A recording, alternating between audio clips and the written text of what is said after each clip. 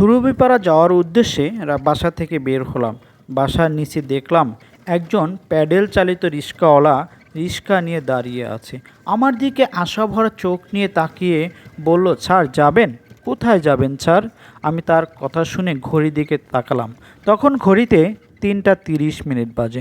বেশি সময় লাগবে যেন তার রিক্সায় চেপে বসলাম।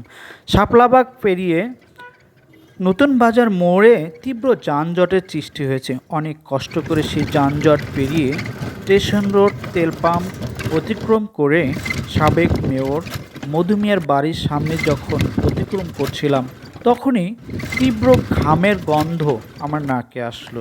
আমি তাকিয়ে দেখলাম রিক্সাওয়ালার সমস্ত শরীর ঘামে ভিজে গিয়েছে, তবুও সে রিক্সা চালিয়ে যাচ্ছে। রিক্সা থেকে নেমে তাকে জিজ্ঞেস করলাম, আপনার অনেক কষ্ট হয়েছে তাই না?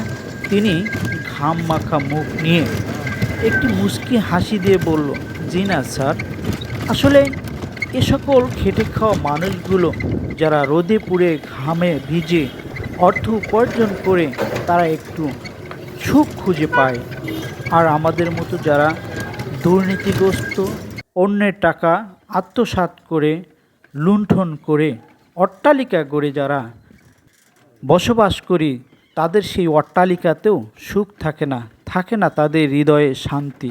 আসলে প্রকৃতির কাছ থেকে, স্বাভাবিক খেটে খাওয়া মানুষের কাছ থেকে আমাদেরকে অনেক শেখার আছে। ধন্যবাদ।